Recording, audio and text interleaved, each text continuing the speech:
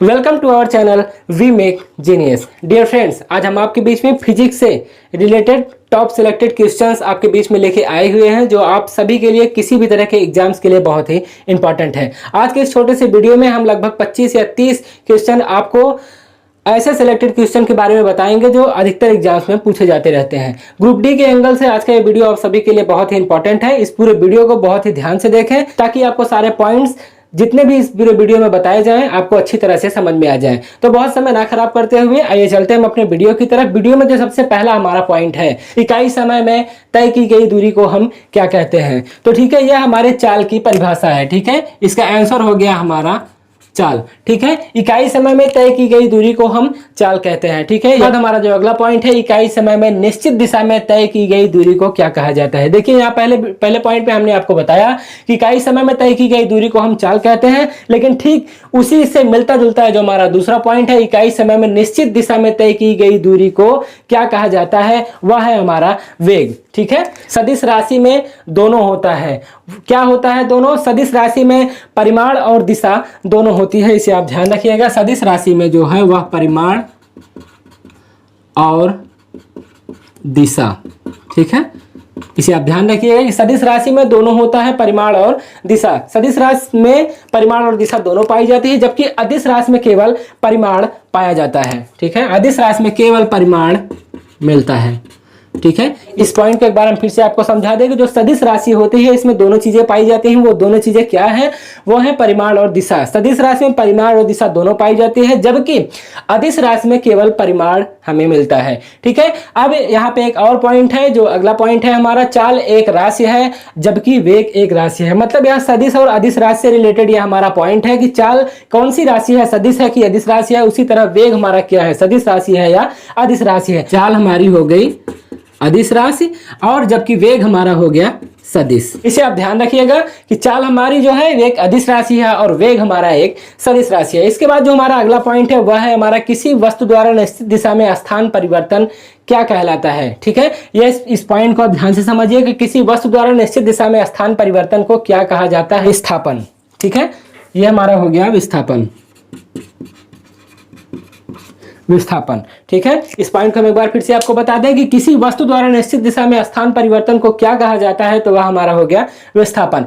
इसके बाद विस्थापन से ही रिलेटेड हमारा अगला पॉइंट है कि विस्थापन शून्य हो सकता है। ठीक है, इस पॉइंट को आप समझने का प्रयास करें कि विस्थापन जो है हमारा वह शून्य हो सकता है, लेकिन तय की गई दूरी शून्य नहीं होती है। कि विस्थापन शून्य हो सकता है लेकिन तय की गई दूरी कभी शून्य नहीं हो सकती है, क्योंकि एक जगह से जब दूसरी जगह पे कोई वस्तु जाएगी तो वह शून्य कैसी हुई। इसके बाद जो हमारा अगला पॉइंट है वह है हमारा, वेग में प्रति इकाई समय में होने वाले परिवर्तन को उस पिंड का क्या कहा जा सकता है। ठीक है, ये एक परिभाषा है। ठीक है, इसे आप ध्यान रखिएगा कि इस पूरे वीडियो में जितने भी पॉइंट्स दिए गए हैं वह सिर्फ घुमा फिरा के पूछे गए हैं। इसको आप समझने का प्रयास करें कि वेग में प्रति इकाई समय में होने वाले परिवर्तन को उस पिंड का क्या कहा जाता है, तो वह है हमारा त्वरण।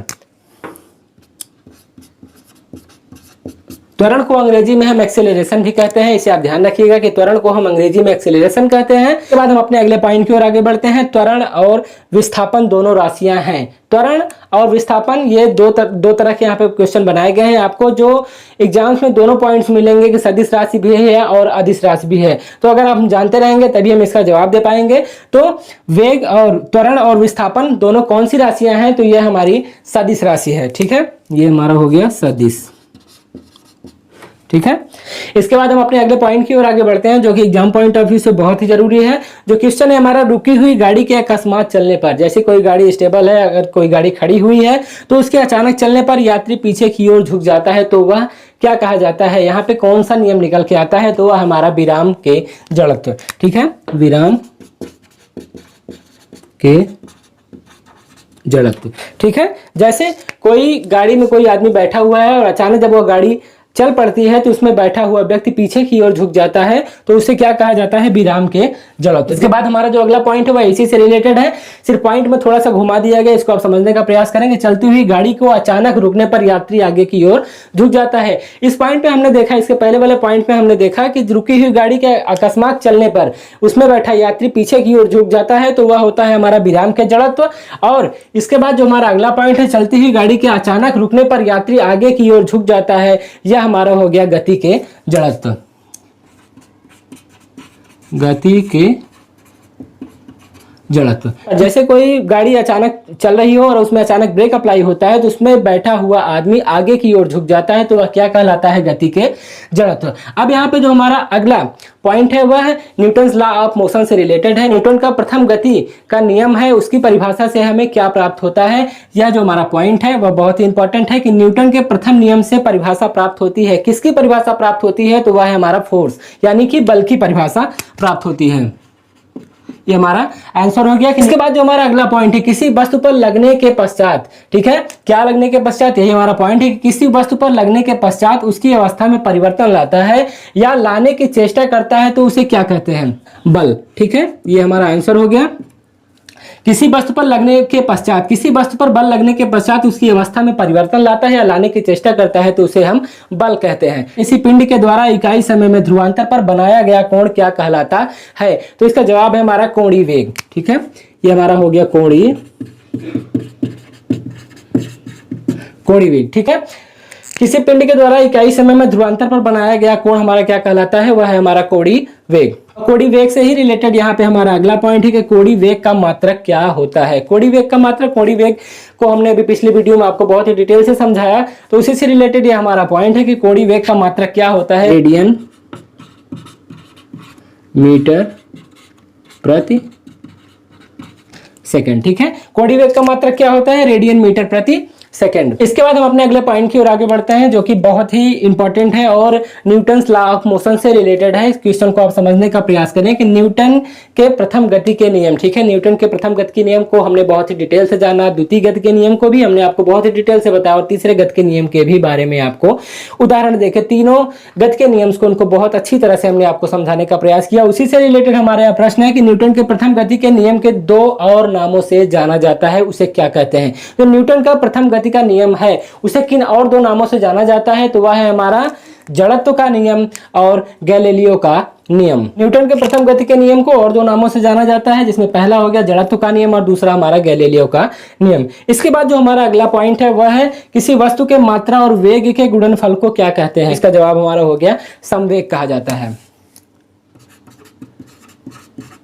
संवेग। ठीक है, किसी वस्तु के मात्रा और वेग के गुणनफल को क्या कहते हैं? संवेग कहते हैं। इसके बाद बल का व्यंजक प्राप्त होता है। हमने पिछले वीडियो में जो कि न्यूटन के गति के नियम से रिलेटेड है उसमें आपको बताया था कि बल का व्यंजक कहां से प्राप्त होता है, तो इसका जवाब है हमारा न्यूटन के गति के दूसरे नियम से हमें बल का व्यंजक प्राप्त होता है। तो इसका जवाब हमारा हो गया न्यूटन के गति के द्वितीय नियम से, गति के द्वितीय नियम से। ठीक है, यदि कोई बल किसी वस्तु पर बहुत कम समय तक कार्यरत रहे तो बल और समय के गुणनफल को उस वेग का क्या कहते हैं? उसको, तो वह हमारा हो गया आवेग, उसे हम आवेग कहते हैं। इसको आप समझे, यदि कोई बल किसी वस्तु पर बहुत ही कम समय तक कार्यरत रहे तो बल और समय के गुणनफल को उस वेग का आवेग कहा जाता है। इसके बाद जो हमारा अगला पॉइंट है वह है जब बल, ठीक है, जब बल का परिमाणी शून्य नहीं होता है तो उसे कहा जाता है असंतुलित बल। इसे आप ध्यान रखिएगा कि जब बल का परिमाणी शून्य नहीं होता है, जब बल का परिमाणी जो होता है उसका शून्य नहीं होता है तो उसे कहा जाता है असंतुलित बल, असंतुलित बल। इसके बाद जो हमारा अगला पॉइंट है वह न्यूटन्स लॉ ऑफ मोशन से रिलेटेड है। अगर आपने हमारा पिछला वीडियो देखा होगा तो आपको बहुत ही आसानी से इसके जवाब पता होंगे। अगर आपने हमारा वीडियो ना देखा हो तो आई बटन में आपको वो लिंक मिल जाएगा, वो वीडियो भी जाके एक बार आप जरूर देखें। तो हमारा जो अगला पॉइंट है, यदि कोई वस्तु विरामावस्था में है, ठीक है, यदि कोई वस्तु विरामावस्था में है तो वह तब तक उस अवस्था में रहेगी जब तक कि उस पर कोई बाह्य बल ना लगाया जाए। यह कौन सा नियम है न्यूटन का? यह कौन सा नियम है? तो इसका जवाब है हमारा न्यूटन का प्रथम नियम, न्यूटन के गति का प्रथम नियम। ठीक है, इसके बाद जो हमारा अगला पॉइंट है वह है किसी वस्तु के संवेग में परिवर्तन की दर उस वस्तु पर आरोपित बल के समानुपाती तथा संवेग परिवर्तन बल की दिशा में होता है। इसे क्या कहते हैं? यह हमारा न्यूटन का द्वितीय नियम हो गया, न्यूटन के गति का द्वितीय नियम। ठीक है, इसके बाद हम अपने अगले पॉइंट की ओर आगे बढ़ते हैं जो कि हमारा प्रत्येक क्रिया के बराबर परंतु विपरीत दिशा में प्रतिक्रिया होती है। ठीक है, प्रत्येक क्रिया के बराबर परंतु विपरीत दिशा में प्रतिक्रिया होती है, ये हमारा Newton's third law of motion है। यह हमारा न्यूटन के गति का तृतीय नियम है। ठीक है, न्यूटन के गति का तृतीय नियम। ठीक है, इसके बाद हम इस पूरे वीडियो के सबसे लास्ट पॉइंट पे पहुंचते हैं जो कि बहुत ही इंपॉर्टेंट है। यदि कणों के समूह पर कोई बाह्य बल नहीं लग रहा है तो उस निकाय का कुल संवेग अपरिवर्तित रहता है। यह हमारा हो गया वेग संरक्षण का सिद्धांत, संवेग संरक्षण का सिद्धांत। ठीक है, यदि कणों के समूह पर कोई बाह्य बल नहीं लग रहा है, ठीक है, यदि कणों के समूह पर कोई बाह्य बल नहीं लग रहा है, उस निकाय का कुल संवेग अपरिवर्तित रहता है। किसके अंतर्गत? संवेग संरक्षण के सिद्धांत के अंतर्गत। ठीक है, तो इस पूरी वीडियो में हमने बहुत ही इंपॉर्टेंट सिलेक्टेड क्वेश्चंस आपको बताया जो एग्जाम पॉइंट ऑफ व्यू से आप सभी के लिए बहुत ही महत्वपूर्ण है। इस पूरे बोर्ड पे हमने लगभग 20 या 25 क्वेश्चन आपको प्रोवाइड कराए। इसे आप इस पूरे वीडियो को आप बहुत ही ध्यान से देखें। इसमें बताए गए जितने भी पॉइंट्स हैं वह बहुत ही इंपॉर्टेंट है। वीडियो आपको किस तरह से लग रहा है या हमें कमेंट बॉक्स में कमेंट करके जरूर बताएं। और अगर आपको हमारा वीडियो अच्छा लगता है तो वीडियो को लाइक करें। और हाँ, अगर आप हमारे चैनल पर नए हो तो चैनल को जरूर सब्सक्राइब करें। तो मिलेंगे फिर से आपसे एक नए वीडियो में नए एनर्जी नए उत्साह के साथ। तब तक बने रहिए हमारे चैनल के साथ। जय हिंद।